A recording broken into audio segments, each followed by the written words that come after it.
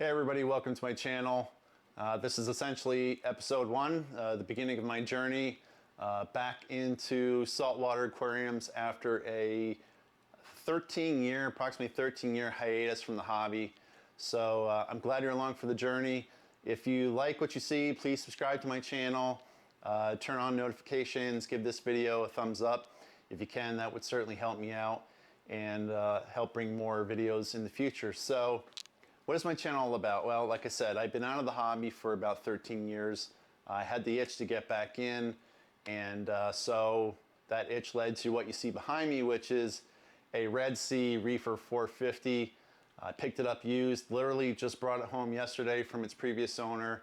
That couple is moving on to a brand new tank, and I was lucky enough to grab this tank, the stand, and the sump for a very reasonable price instead of buying brand new. So what is my channel going to be all about? Well, again, we're going to talk about saltwater aquariums specifically and reef keeping, corals and fish when I get to that point in my journey. So I basically invite you to come along for the ride and see how I take my tank from what you see as an empty and dirty tank that needs to be cleaned, and hopefully one day in the near future into a beautiful reef tank. So let's take a look at the tank and the sump and see what I'm up against in cleaning those items.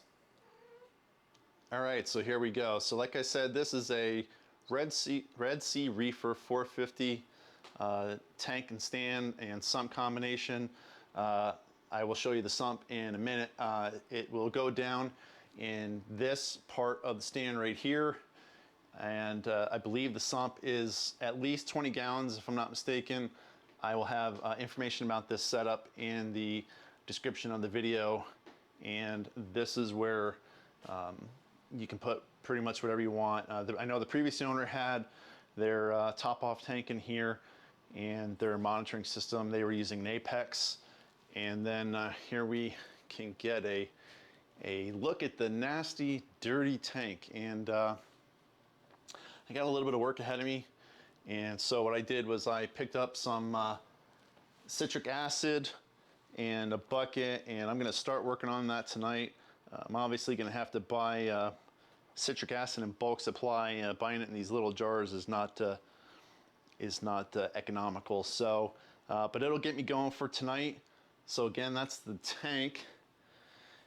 And if we take a look at the sump, I still got it wrapped up in cardboard from the trip from the previous owner home. So really big sump. Really looking forward to getting this tank set up. Once I get it cleaned up and the tank cleaned up, I will put the plumbing together, and I'm obviously going to water test the seals before I try and fill it all the way. Shouldn't have had any problems bringing it home, but you always want to make sure that you don't have any leaks. That would be really bad. When we brought it in the house yesterday, we did level it. Very important that you have your tank leveled.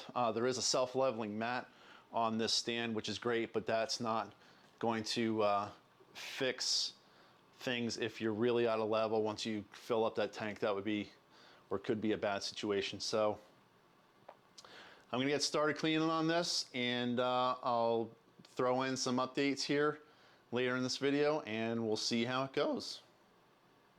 All right, so here's a look at the tank. I got about an inch of water in the bottom. That was 4 gallons of water, and if you follow all the recommendations, they're saying about 3/4 cup of citric acid per 1 gallon of water. So I did 4 gallons, and so there's about an inch of water laying on the bottom, and then a few videos said to just use paper towels, soak them in the water, and then just put them on all the calcium buildup, all the coralline algae and everything that's on there. So that's what I'm doing. I wet everything down, and I'm gonna let it sit for a little bit now. I kind of washed the glass with some paper towels just to try and get some of the small pieces of coralline. You can see a little bit there that I missed off. So it's gonna be a process. This probably isn't gonna be done today. I'll have to keep working on it for a day or two, and but by the time I'm done, I should have pretty much everything removed. So we'll check back in a little bit and we'll see what the progress is. Hey everybody, so we're on day 2 of cleaning the tank. It's been a little slow going compared to what I thought it would be from different things I heard. You know, cleaning with citric acid and water would make the calcium deposits like the coralline algae and all that pretty much melt away or disappear pretty easily. And for some of it has, but for some of it it's, I guess, where the coralline was really thick on there and was allowed to grow for a while. It's really taken its time to come off. So I'm going to turn the camera over to the tank, and can't really see much because I got the paper towels on there again. I swapped out the paper towels and tried to scrub off as much as I could. I know that you can really see in there, but you can see that that water is pretty nasty. So that's some green algae that was in the tank before, and big chunks of coralline that is kind of flaked off. So I'm going to keep working at this and see what we can do. Once I get the display tank done, then I'm going to move on to the sump. So stay along for my progress. All right, hey everybody, back here. Pretty much day 6 of cleaning this tank. I wasn't cleaning it for 6 days straight. I did take a couple days off. I had some other things going on. And so I'll zoom in here. Or give you a closer look. Pretty much where I've got the paper towels is where I still have some calcium buildup. A lot different than as you saw in the beginning of this video, when pretty much the whole back of the tank was covered in coralline algae, and there was some green algae that was left on there. All that stuff, the green algae and the calcium buildup that wasn't real thick, came off pretty easily. I was trying to keep the paper towels wet every hour, every couple hours, at least during the day. So yeah, pretty much got all of it.